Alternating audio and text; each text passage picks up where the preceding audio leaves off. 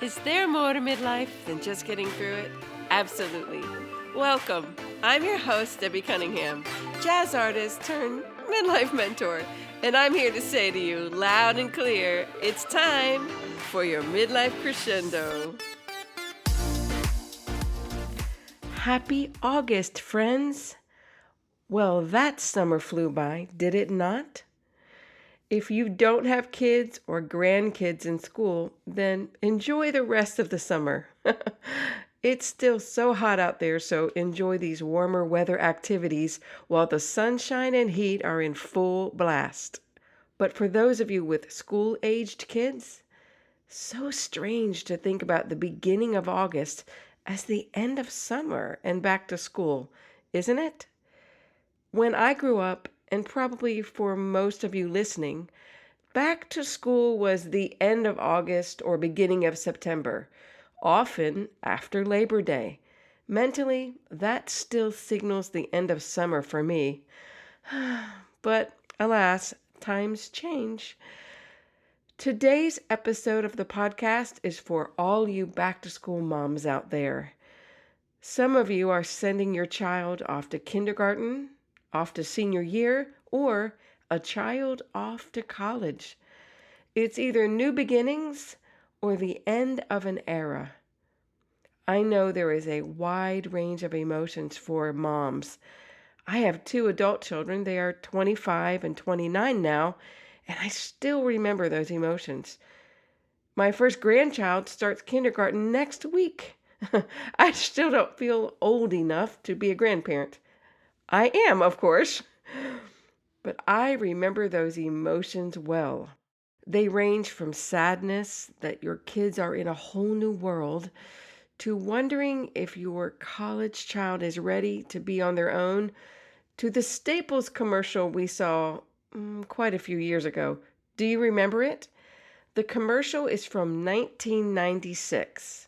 My daughter was 1, and I still remember it. Okay, imagine with me a dad joyously skipping down the aisles of Staples, happily flinging school supplies into the shopping cart while his two kids are shuffling slowly behind him, shoulders down like Charlie Brown, with droopy and sad looks on their faces because it was back to school time and summer break was over. And the music in the background playing a favorite Christmas song, The Most Wonderful Time of the Year. I laughed so hard at that commercial, tears ran down my face, and my kids weren't even in school yet. That commercial is a classic. I'll put a YouTube link to the commercial in the show notes if you want to go see it. Here's my only beef with that commercial. How often do you actually see dads buying school supplies? Now, I know I'm going to get emails from all you dads out there. I'm sure that was part of the humor of it. And my husband was often involved with all the school things. But it stuck out to me that the commercial conveniently, completely left out the mom entirely. And when I was in those years, I saw long school shopping lines, and they were always filled with moms and their kids. But just an observation, but I digress. Seasons, they come and they go, and we must embrace them or be overwhelmed by them. They will come regardless. So this year, I want to send an audible encouragement letter to all you moms sending your kids back to school this season. Dear mom of a senior, you are almost there, mama. They are seniors now, and all your blood, sweat, and tears has gotten you this far. I know junior year was filled with the beginnings of looking at colleges, ACT or SAT prep, testing and scores, depending on where you live. There were job shadow days and lots of discussions of what your son or daughter wanted to pursue after graduating high school. There are lots of emotions in senior year.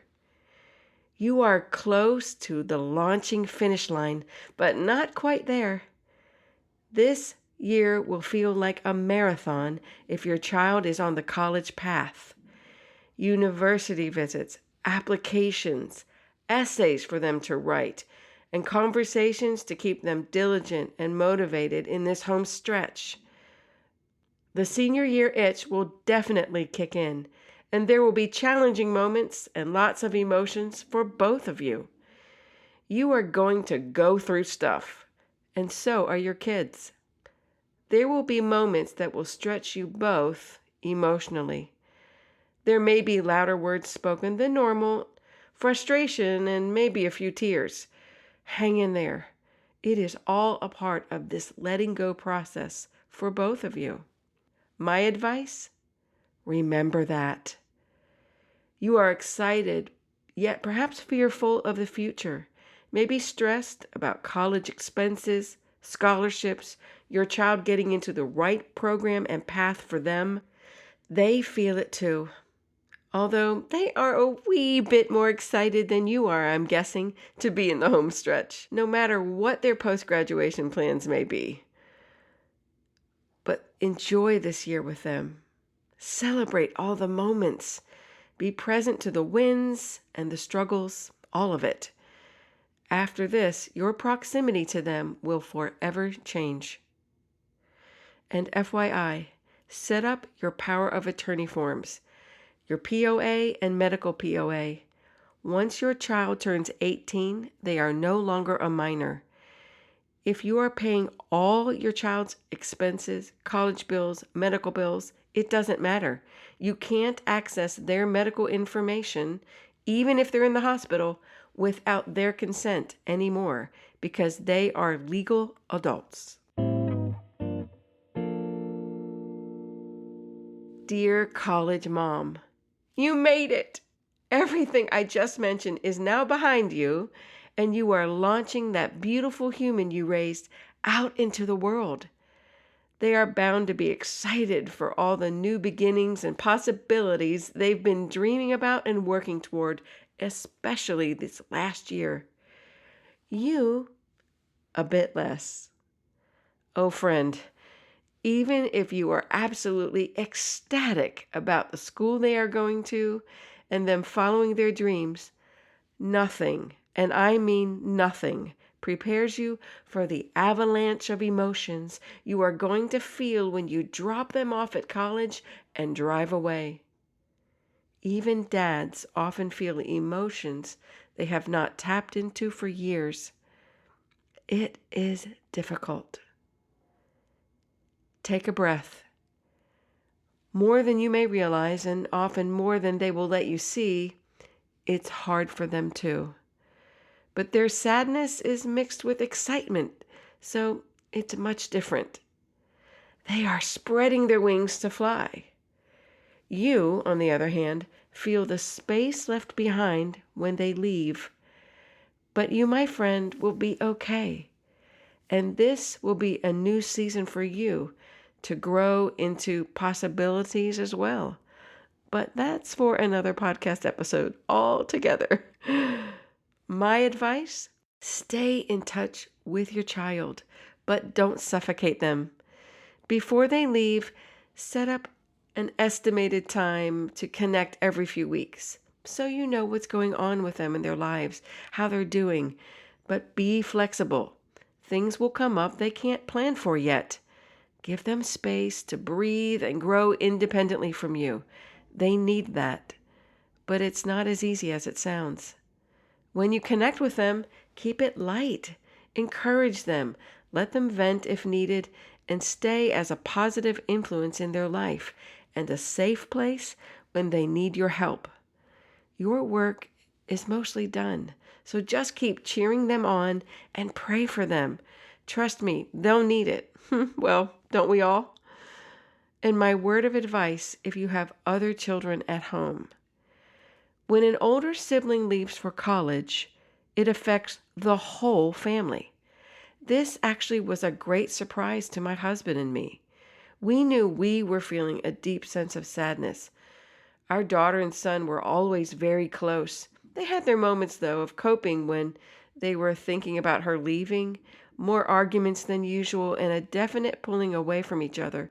I guess they were both coping with the impending distance of her leaving in their own way. But after she went to college, we noticed our son showed signs of depression that was even affecting his schoolwork. So we got curious and addressed it. We didn't realize, but discovered later, that her absence felt like a death to him. All of a sudden, his sister, who he had fun with and shared meals with and talked to every day, was gone, out of proximity. It makes sense. It affected him deeply, and once we talked about it and taught him how to stay connected to her differently and continue building his relationship with her in a new way, all was well. You may not have the same experience, but just an FYI to notice how the absence of one child may affect all the other children, depending on their age and stage. Dear sweet mamas out there putting your child in kindergarten, and I include my daughter, I see you too. You are just at the beginning of a 13-year road. It will fly by faster than you think, although it won't always feel that way, especially in the teenage years. Your emotions are all over the place, but that's okay. You have been the most important, influential person in your child's life thus far. Now they will be in a whole new world. This is just the beginning, so strap on your seatbelt because the school calendar and extracurriculars can be wonderful but a wild ride.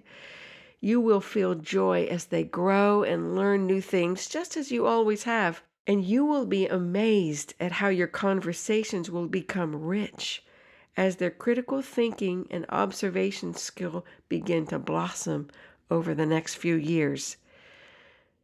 When my said daughter was in kindergarten, she used to draw me pictures of a little girl with a big tear rolling down her cheek. When I asked her about the picture she drew, she said it was how she felt when she was away from me at school all day. Oh, my heart. I was so worried. I set up a meeting with the kindergarten teacher to discuss what was happening during the day and if she was moping around all day. The teacher said, no, she seems happy and plays with the other kids. She's a very pleasant child and doesn't seem sad at all, just quiet sometimes. But inside, I guess she felt sad, and that is how she communicated it to me, with a picture. And she never told me she was sad until I asked her about the drawing. My advice? Be curious about your kids' artwork. Ask and listen to what they tell you. Watch how they act. If all of a sudden your child is more out of sorts than normal, get curious and ask questions to see what's up. This goes for all your kids, no matter what age. If your child starts acting different than you've ever known them to be, start asking questions to uncover what's behind the behavior. It's not necessarily something terrible, so don't panic. Sometimes it's just growth and adjustment to the new normal. Sometimes they're just tired and hungry. Hangry, they say. But occasionally, there's more to it. So listen to your mother's intuition. It's usually right. If something feels off or wrong to you, it's worth exploring. Lastly, to all of you moms, another school year has begun. You've worked hard to help them get to where they are. No matter what happens this year, stay connected and listen with your heart. Most of all, give everyone grace when mistakes are made. You and they are perfectly imperfect like everyone else. You are doing the best you can with whatever tools you have. Don't be so hard on yourself. My son taught me this. He used to call me out when I was being hard on myself, saying, "Hey, be nice to my mom. She's important to me."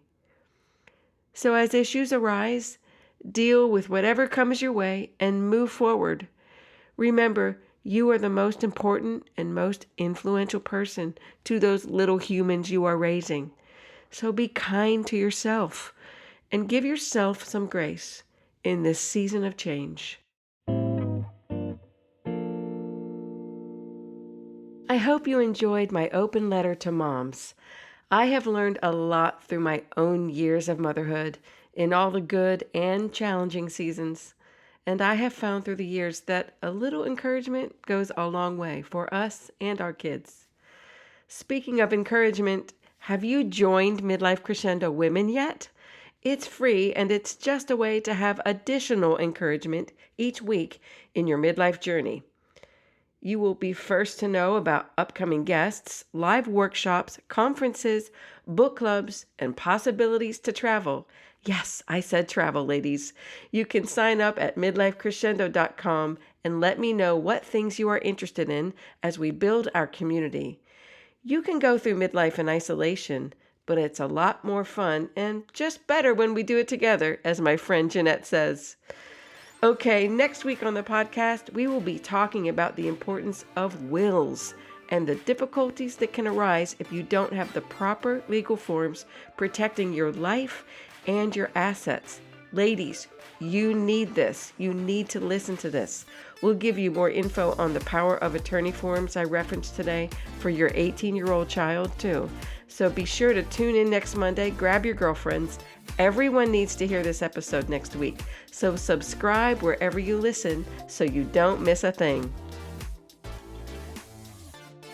Thanks for tuning in today. And remember, midlife is just a brand new season to find your passion and purpose for your grand finale. Talk next week.